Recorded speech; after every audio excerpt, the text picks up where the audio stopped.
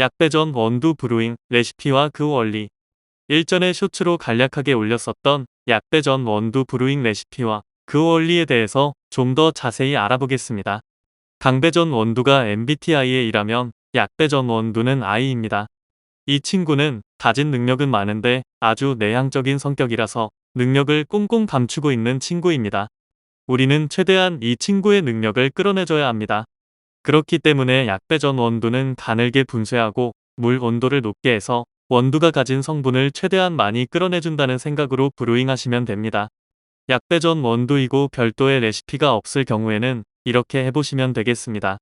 물 끓는 시간이 오래 걸리기 때문에 가장 먼저 물부터 끓여줍니다. 온도 세팅 가능한 드립포트면 95도로 설정해주세요. 물이 끓는 동안 원두를 계량합니다. 한 잔 기준으로 약배전 원두는 강배전보다 조금 더 사용하는 게 좋습니다. 약 20g에서 21g 정도 권장합니다. 그라인더 분쇄도를 가늘게 설정하여 원두를 분쇄합니다. 보통은 코만단테로 27에서 30클릭을 권장하는데 본 레시피에서는 이것보다 더 가늘게 23클릭에서 24클릭으로 분쇄할 것을 권장합니다. 코만단테 25클릭은 약 880 마이크론 정도이며 1클릭에 30 마이크론의 갭이 있다고 하니 다른 그라인더를 가지고 계신 분들은 참고해서 분쇄해 주시기 바랍니다.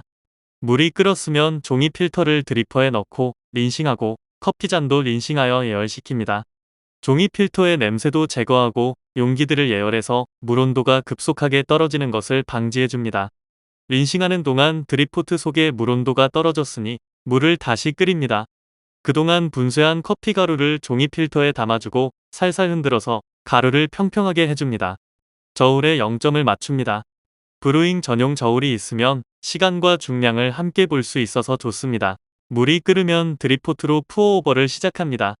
너무 확 부어도 커피 가루가 흩어져서 좋지 않고 너무 느리게 부어도 시간이 오래 걸려 좋지 않으니 적당한 물줄기를 유지해서 부어줍니다.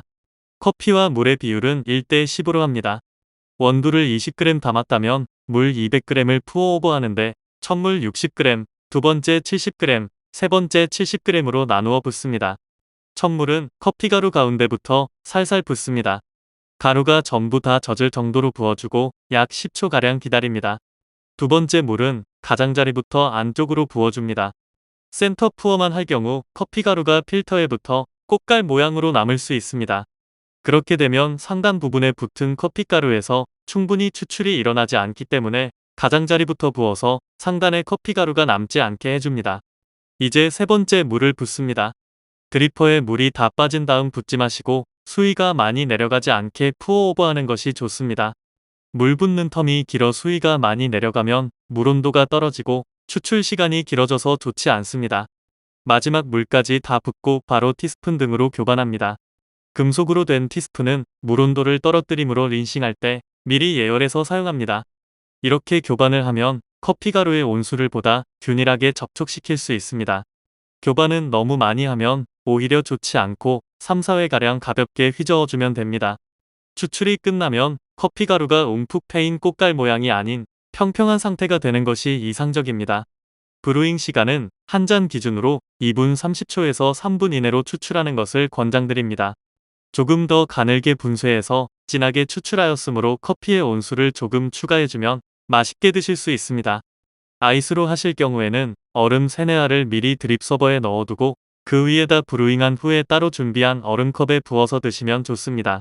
커피가 맛있어지는 원리라는 영상에서 커피를 균일하게 분쇄해서 정해진 시간 내에 균일하게 적셔주는 것이 관건이라고 말씀드린 바 있습니다. 이것만 잘 지켜진다면 항상 평균 이상의 커피 맛을 기대할 수 있다고 생각합니다. 혹시 원두를 몇 그램 적게 담아도 더 가늘게 분쇄하면 똑같지 않을까 하고 생각하실 수도 있는데 그러면 물이 통과하는 시간이 오래 걸리게 되므로 커피 맛이 저하됩니다. 물과 접촉하는 시간이 너무 길어지면 카페인이 훨씬 많이 우러나올 뿐만 아니라 부정적인 맛도 많이 우러나오기 때문입니다. 그리고 항상 강조드리지만 좋은 원두와 좋은 그라인더만 있으면 푸어오버는 크게 어려운 추출 방법은 아니며 가정에서도 싱글 오리진 커피를 쉽게 즐길 수 있는 방법입니다. 시청해주셔서 감사합니다. 영상이 도움이 되었다면 좋아요와 구독 부탁드립니다.